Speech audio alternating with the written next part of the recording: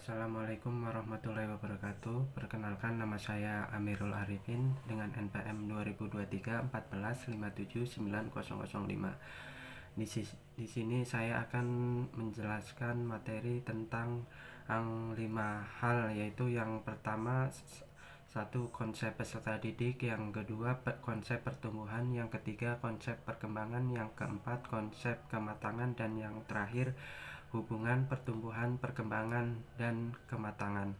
Yang bahasan yang pertama yaitu konsep peserta didik.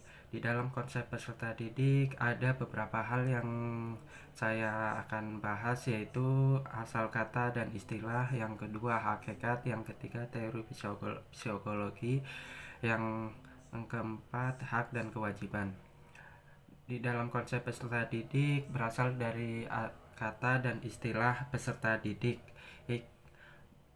Peserta didik berasal dari kata peserta dan didik, yang artinya kata peserta yaitu yang ikut serta, sedangkan didik yaitu proses mendidik, yang artinya adalah merujuk pada individu yang sedang dalam proses belajar dan perkembangan. Poin yang kedua, hakikat. Hakikat peserta didik adalah individu yang unik dengan potensi, minat, bakat, dan gaya belajar yang berbeda-beda. Yang poin ketiga itu teori psikologi. Teori psikologi diambil dari teori Piaget, Vygotsky, dan Anne Erikson, menjelaskan tahapan dan faktor-faktor yang mempengaruhi perkembangan peserta didik. Poin yang ketiga yaitu hak dan kewajiban. Dalam hak dan kewajiban, peserta didik memiliki hak untuk belajar, mendapatkan informasi, dan mengembangkan potensi mereka masing-masing. Dan kewajiban yaitu mengikuti proses pembelajaran, menghargai hak orang lain, dan bertanggung jawab atas tindakan mereka. Untuk bahasan yang kedua yaitu konsep pertumbuhan. Konsep pertumbuhan adalah perubahan fisik yang bersifat kuantitatif, seperti peningkatan tinggi badan, berat badan, dan organ tubuh lainnya. Di dalam konsep pertumbuhan ini ada pertumbuhan remaja. Dalam pertumbuhan remaja ditandai dengan pertumbuhan fisik yang pesat seperti pubertas dan perubahan hormonal.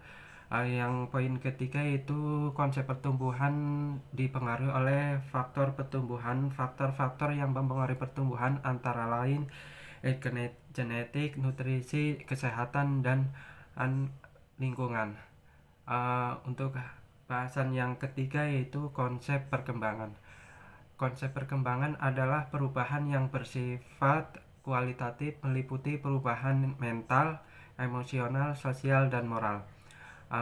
Untuk konsep perkembangan di sini ada perkembangan remaja.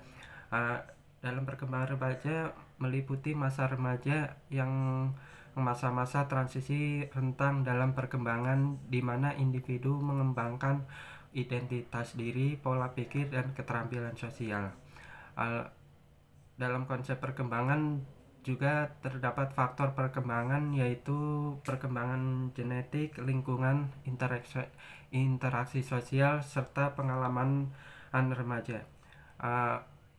Konsep perkembangan ada hukum perkembangan. Hukum perkembangan seperti perkembangan yang berurutan progresif dan individual. Konsep perkembangan tersebut juga ada rentang waktunya. Di sini perkembangan terjadi sepanjang rentang hidup, mulai dari bayi hingga dewasa. Yang terakhir, dalam konsep perkembangan ada tujuan perkembangan remaja. Dalam tujuan perkembangan remaja adalah mencapai kematangan fisik, mental, emosional, dan sosial, serta mempersiapkan diri untuk masa depan. Hal bahasan yang keempat yaitu konsep kematangan. Konsep kematangan adalah keadaan di mana seseorang telah mencapai tingkat perkembangan yang optimal untuk sesuatu tugas atau fungsi tertentu. dalam konsep kematangan ada karakter kematangan. Di dalam karakter kematangan ditandai dengan kemampuan untuk melakukan tugas-tugas yang lebih kompleks dan bertanggung jawab. Yang selanjutnya, konsep kematangan juga terdapat kematangan individu. Dalam tingkat kematangan individu ini bervariasi tergantung pada faktor-faktor seperti genetik, lingkungan, dan pengalaman.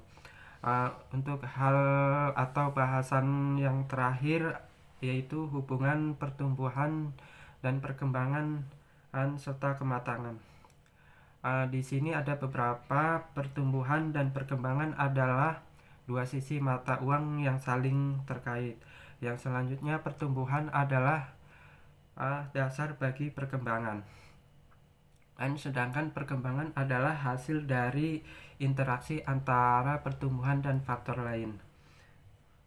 Yang selanjutnya kematangan adalah hasil akhir dari proses pertumbuhan dan perkembangan yang optimal. Yang terakhir, pendidik perlu memahami hubungan ini untuk merancang pembelajaran yang relevan dengan kebutuhan dan tahapan perkembangan peserta didik. Demikian penjelasan dari saya, cukup sekian, kurang lebihnya mohon maaf.